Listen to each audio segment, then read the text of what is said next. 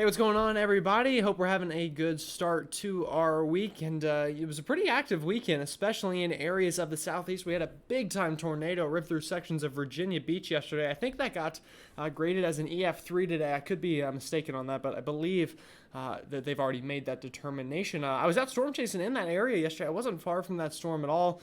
I was kind of near Elizabeth City, North Carolina, even a bit north of there, kind of near the Virginia-North Carolina border that way. Unfortunately, though, the road network just was not going to work out, and I was not going to be able to follow that storm all the way up. But I did see some pretty impressive storms yesterday, some beautiful structure, plenty of shelf clouds, and even a wall cloud or two.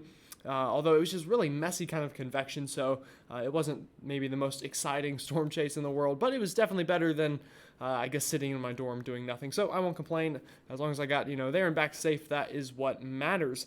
But luckily, now that has moved out through, we have a lot more of a quiet pattern in store, although we do have a pretty big-time northwest flow event in sections of West Virginia going on over the next 24 to 48 hours, and with that, we're probably going to see more than a foot of snow on some of those really high elevations, so that'll be pretty crazy, especially since we're in May now.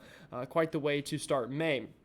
With all that said, though, let's go ahead and get into your forecast because this video is already kind of not getting made until later than I would like, so I do apologize about that as well. I know normally I'm uploading in the 4 to 5 range. This probably won't get out till about 7:30, but anyway, let's go ahead and talk about the weather now. So we'll look at radar right now, and this is just this big upper level low up here in kind of the Midwest and even over sections of Canada right now, and with that, we're getting just this continual flow of moisture through sections of the Northeast and the Midwest, and that's also what is helping to cause all of this northwest flow down here into sections of West Virginia.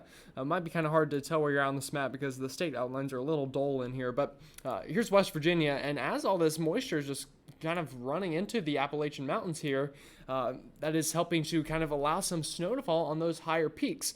Now, I'm not expecting much snow outside of there, except for maybe extreme northern Michigan here, where we could see some snow there in the UP. But other than that, this is just kind of a miserable cold rain throughout the Northeast and the Midwest over the next couple of days.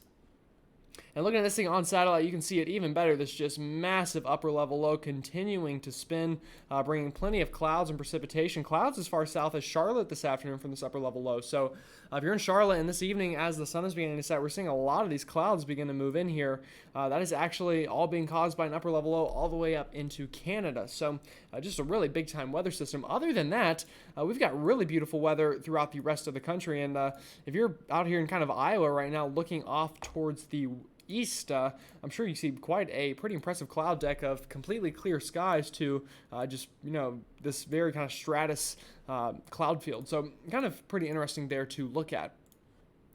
Now, looking at the forecast over the East Coast for the next 48 hours, a couple things I want you to notice here is definitely some snow up here into sections of the UP of Michigan. We'll see snow there, but also notice here into the higher terrains here of West Virginia. You'll see blue pop up on the map there. Other than that, we're just going to see good old-fashioned cold rain, but as I bring this ahead into time through overnight tonight, you can see that blue popping up there in West Virginia, and some of this could be even heavy snow at times.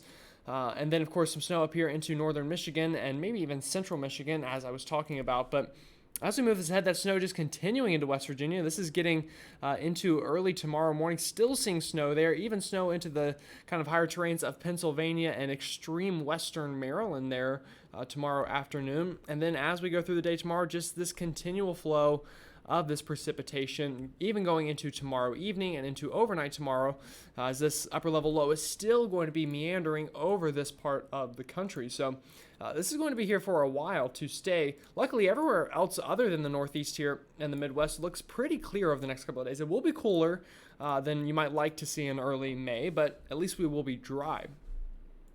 Now, talking about some of that snow here, if you look at your key down here, some of these totals in West Virginia over the next 48 hours are getting well past that foot marker. So 12 to 16 inches on the extreme peaks up here, not out of the question at all. And we'll even see some snow up here into those higher terrains of western Maryland, and then even potentially up here through sections of Pennsylvania, seeing some of that snow accumulate as well.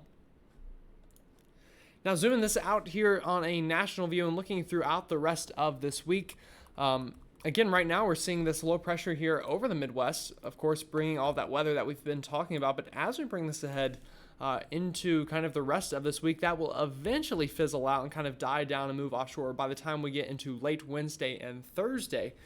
So that means we'll have a pretty nice Thursday afternoon here, pretty nice Friday afternoon before I think we get some more disturbed weather to work in through the plains, and kind of a piece or two of this could break off and try to work into the southeastern United States for this weekend, which could cause some troubles, but I'm not expecting anything too crazy out of that. But of course could cause some rain going into this coming weekend.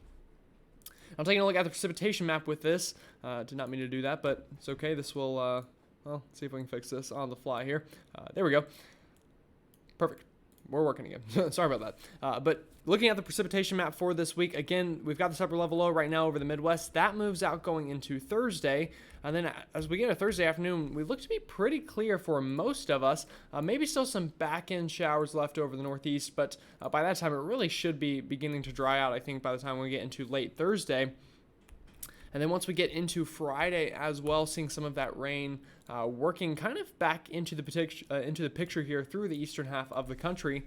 And then that could also help to bring some rain going into Saturday through sections of the southeast before maybe we finally get our next kind of more potent system going into later this weekend out into the plains. So we'll have to watch that. But really now through the end of this work week looks pretty nice other than those showers up into the northeast. And looking at those temperatures as well, again, this cold air sticks around kind of as long as that upper level low does through Thursday before going into Friday and into this weekend. We could potentially finally kind of warm back up. And then going into next week, it really looks to get back to average, if not even above average by then through much of the country. So again, really not all that much going on right now, which honestly I think is probably a good thing, so we get a little bit of a break from the craziness. But, we'll really just have to see what the rest of May holds. Definitely don't let your guard down in terms of severe weather. Even though we have maybe a week or so of some quiet weather, May is still one of the most active months for tornadoes in the United States for many different parts of the country. So again, don't let your guard down, and by the time the severe weather really wraps up, we'll be getting kind of closer to hurricane season. So, the weather here in the United States, it's a 365-day kind of event. We don't really get lucky to have big seasons of not much going on. So we'll definitely just have to keep an eye on it as we keep on trucking along into kind of the rest of 2023. But with all that said, I hope you have a great rest of your day, and I will see you all tomorrow.